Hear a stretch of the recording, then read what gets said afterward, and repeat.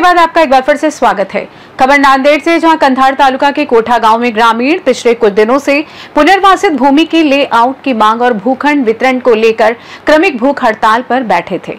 भूखंड धारकों को उनका हक दिलाने की मांग को लेकर चल रही इस हड़ताल को कंधार के तहसीलदार और उनकी टीम ने गंभीरता से लिया और भूख हड़ताल स्थल पर पहुंचकर ग्रामीणों को स्टील उपलब्ध कराने और भूमि लेआउट की प्रक्रिया पूरी करने का आश्वासन दिया, जिसके बाद ग्रामीणों ने अपनी भूख हड़ताल समाप्त करने का निर्णय लिया। इस अवसर पर कोठा गांव के सरपंच शिव कुमार देशमुख, भुजंग देशमुख, वेंकटराव घोरपड़े, पत्रकार पांडे, पत्रकार राजेश पावड़े, कटकलंबा गांव के पूर्व सरपंच प्रतिनिधि राष्ट्रपाल चावरे और कवठा गांव के नागरिक उपस्थित रहे और भूख हड़ताल समाप्त होने की प्रक्रिया में भाग लिया। ग्रामीणों ने प्रशासन से जल्द कार्रवाई कर भूखंड वितरण की प्रक्रिया पूरी करने की मांग दोहराई। सर, आज आपण कवठा येथील साखळी उपोषणाला भेट दिली आहे। गावकऱ्यांच्या काय मागण्या होत्या आणि आपण त्यांना काय आश्वासन दिले?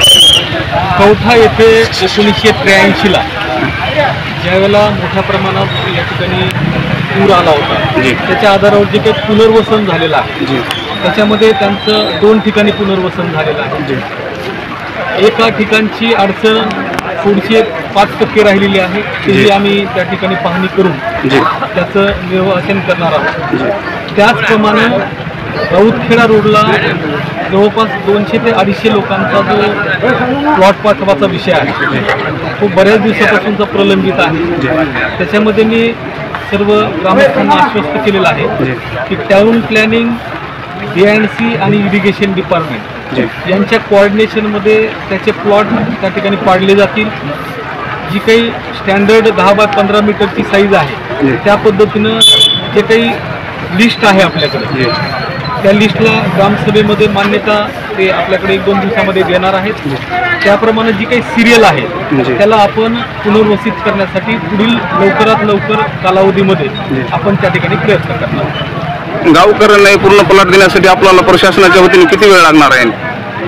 आता वेळेचं बंधन 2 महिने 3 महिने असं आम्ही म्हणतोय, पण आता जिल्हा कार्यालय आहे, टाउन प्लॅनिंग डिपार्टमेंट आहे, इरिगेशन डिपार्टमेंट आहे, DNC आहे, या सर्व डिपार्टमेंटचं कोऑर्डिनेशन करायला थोडासा वेळ लागेल, पण आमचा प्रयत्न लवकरात लवकर 3 ते 4 महिन्यामध्ये करण्याचा राहील।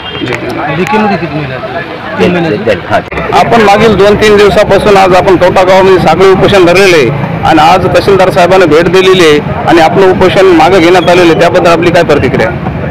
आमचे एकच म्हणणं होतं, मागची परिस्थिती झाली तशी वार होऊ नये आणि कुणाची नुकसान होऊ नये यासाठी आम्ही पूर्ण प्रयत्न केले आहे। आमची टीम आहे आता साखळी उपोषणची दिल्या तहसीलदार साहेबांना, कलेक्टर ऑफिसला पूर्ण नियोजन देऊन आम्ही पूर्ण प्रक्रिया करून साखळी उपोषणचे नियोजन लावले। त्याच्यामध्ये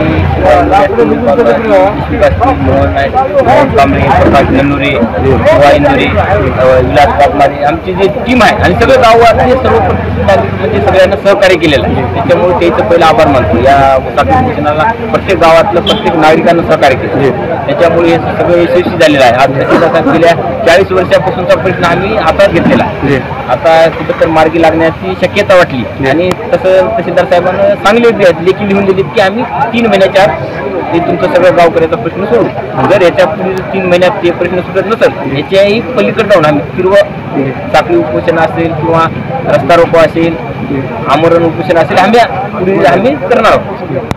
तुमच्या मागण्या 3 महिन्यात पूर्ण नाही झाल्या तर आपल्या साखळी उपोषणाची पुढील दिशा काय राहणार आहे? काही नाही, आमरण उपोषण राहील। आमची 5 जणांची टीम आहे, आमरण उपोषण करू, पुन्हा रस्ता रोको करू आमच्याच गावात, आम्ही कुठं जाणार नाही। आमरण उपोषण केलं तर याच ठिकाणी करणार आहोत, रस्ता रोको केलं तर याच ठिकाणी, आणि प्रशासनाला आम्ही आमच्या गावात घेऊन येऊन आमचं प्रश्न घेतो, आम्ही प्रशासनाच्या दारात जाणार।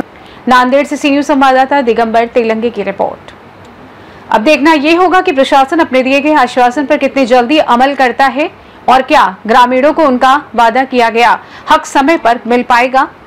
फिलहाल के लिए इस खास रिपोर्ट में बस इतना ही। देश दुनिया की तमाम बड़ी खबरों को जानने के लिए जुड़े रहिए सी न्यूज़ भारत के साथ। हर खबर आपके साथ, आपके हाथ।